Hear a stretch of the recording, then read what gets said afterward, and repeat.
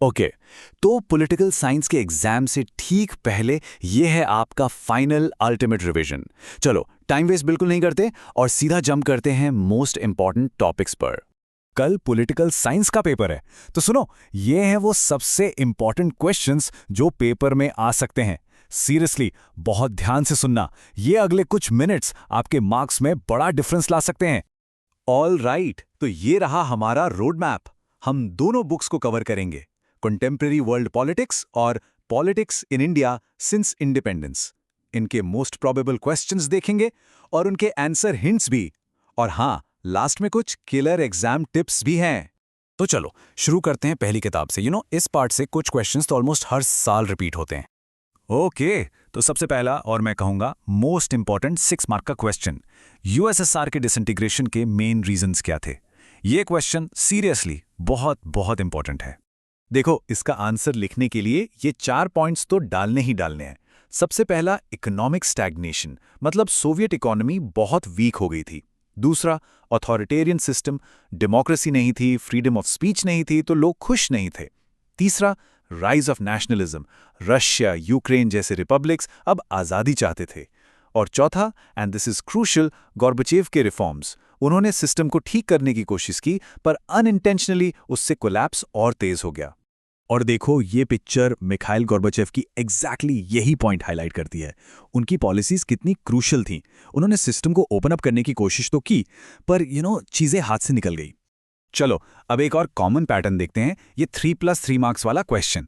इसमें 2 पार्ट्स हैं। पहला, यूनिपोलर वर्ल्ड में यूएस हेजेमनी क्या है, और दूसरा, यूएन सिक्योरिटी काउंसिल में क्या रिफॉर्म्स मांगे जा रहे हैं। तो देखो, पहले पार्ट के लिए यूनिपोलर वर्ल्ड का मतलब है जब दुनिया में सिर्फ एक सुपर पावर का दबदबा हो। 1991 में सोवियत यूनियन के कोलैप्स के बाद कौन बचा? सिर्फ यूनाइटेड स्टेट्स। तो पॉलिटिकल, इकोनॉमिक, कल्चरल, हर फील्ड में जो ये डोमिनेंस है ना, इसी को यूएस हेजेमनी कहते हैं। ये कीवर्ड्स याद रखना। और क्वेश्चन के सेकंड पार्ट के लिए, यूएन सिक्योरिटी काउंसिल में रिफॉर्म्स क्यों चाहिए? सिंपल है। पहला, काउंसिल आज की पॉलिटिकल रियलिटीज को रिफ्लेक्ट नहीं करता। दूसरा, इसके डिसीजंस में वेस्टर्न वैल्यूज का डोमिनेशन है। तो डिमांड क्या है? यही कि और परमानेंट और नॉन परमानेंट मेंबर्स को ऐड किया जाए ताकि रिप्रेजेंटेशन इक्वल हो। Okay, next big question, globalization के पॉलिटिकल और इकोनॉमिक कॉन्सिक्वेंसेस क्या हैं? इसका एनालिसिस करना है। ये भी एक पोटेंशियल 6 मार्क का है। देखो, आंसर की शुरुआत हमेशा डेफिनेशन से करना। ग्लोबलाइजेशन क्या है? इट्स द फ्लो किस चीज का? आइडियाज, कैपिटल, कमोडिटीज और पीपल का अक्रॉस द वर्ल्ड। इससे क्या होता है? इंटरकनेक्टेडनेस बढ़ता है। अब इसके कॉन्सिक्वेंसेस याद रखना, आपको पॉजिटिव और नेगेटिव दोनों बताने हैं। पॉलिटिकली एक तरफ तो स्टेट की पावर कम होती है, मार्केट ज्यादा इंपॉर्टेंट हो जाता है, पर दूसरी तरफ टेक्नोलॉजी की वजह से स्टेट को सिटीजन्स पर नजर रखने की ज्यादा पावर भी मिलती है। इकोनॉमिकली ट्रेड बढ़ता है, ग्रोथ होती है, ग्रेट, बट इससे इनइक्वालिटी भी बढ़ती है और फायदा सिर्फ कुछ लोगों को होता है। तो ये दोनों साइड्स लिखना बहुत जरूरी है। ऑलराइट, तो पहली बुक हो गई। अब स्विच करते हैं पार्ट 2 पे, politics in India since independence. और ट्रस्ट मी, ये पार्ट भी उतना ही इंपॉर्टेंट है। यहां भी एक 3+3 मार्क्स का क्वेश्चन है, अ क्लासिक वन।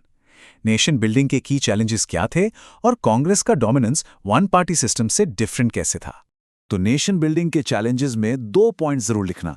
पहला, इंटीग्रेशन ऑफ प्रिंसली स्टेट्स। सोचो, 500 से ज्यादा स्टेट्स को इंडिया में लाना कितना बड़ा टास्क था। दूसरा, लिंग्विस्टिक रीऑर्गेनाइजेशन, लैंग्वेज के बेसिस पर स्टेट्स बनाने की डिमांड। इससे देश टूट भी सकता था, पर इसे डेमोक्रेटिकली मैनेज किया गया। अब ये स्लाइड देखो, ये कंफ्यूजन क्लियर कर देगी। वन पार्टी डोमिनेंस जो इंडिया में था और वन पार्टी सिस्टम जो चाइना में है, इसमें बहुत बड़ा फर्क है। इंडिया में कांग्रेस बार बार जीत रही थी, पर डेमोक्रेटिक सेटअप के अंदर, मतलब इलेक्शंस हो रहे थे, दूसरी पार्टीज भी थीं। बट वन पार्टी सिस्टम में लीगली सिर्फ एक ही पार्टी अलाउड होती है, कोई कंपटीशन ही नहीं होता। ये डिफरेंस समझना सुपर इंपॉर्टेंट है। चलो अगला सवाल, इंडियन पॉलिटिक्स के 2 लैंडमार्क इवेंट्स पर। पहला, इमरजेंसी 1975 के मेजर कॉन्सिक्वेंसेस क्या थे? और दूसरा, मंडल कमीशन का पर्पस क्या था? इमरजेंसी का सबसे बड़ा कॉन्सिक्वेंस क्या था? Huge public backlash.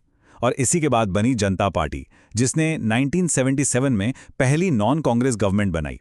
ये पॉइंट लिखना ही है। और मंडल कमीशन का मेन पर्पस था socially and educationally backward classes को आइडेंटिफाई करना और उनके लिए रिजर्वेशन जैसे स्टेप्स रेकमेंड करना। ओके, अब आते हैं मॉडर्न इंडियन पॉलिटिक्स पर। कोलिशन गवर्नमेंट्स यानी गठबंधन सरकारों के मेन चैलेंजेस क्या हैं? ये 3 मार्कर के लिए एक बहुत अच्छा क्वेश्चन है। कोएलिशन के चैलेंजेस में ये 3 पॉइंट्स मेंशन कर देना। पहला, पॉलिटिकल इंस्टेबिलिटी। सरकार कई पार्टनर्स पर डिपेंड करती है, तो हमेशा अनसर्टेनिटी बनी रहती है। दूसरा, गवर्नेंस इनएफिशिएंसी। पार्टीज के बीच कॉम्प्रोमाइज करने के चक्कर में इंपॉर्टेंट डिसीजंस अटक जाते हैं। और तीसरा, अपॉर्चुनिस्टिक अलायंसेस। छोटी पार्टीज फायदे के लिए कभी भी साइड बदल लेती हैं, जिससे स्टेबिलिटी पर असर पड़ता है। और फाइनली कुछ क्विक एग्जाम टिप्स। सुनो, अपने आंसर्स में कीवर्ड्स को अंडरलाइन जरूर करना। क्वेश्चन कोई भी मत छोड़ना। Attempt all questions. Time management is की। जो सेक्शन सबसे अच्छे से आता है उससे स्टार्ट करना। और जहां भी पॉसिबल हो लॉन्ग आंसर्स को पॉइंट्स में लिखो। प्रेजेंटेशन मैटर करता है। बस इतना याद रखो, अगर ये क्वेश्चंस प्रिपेयर कर लिए तो पेपर बहुत स्ट्रांग जाएगा। All the very best, go rocket.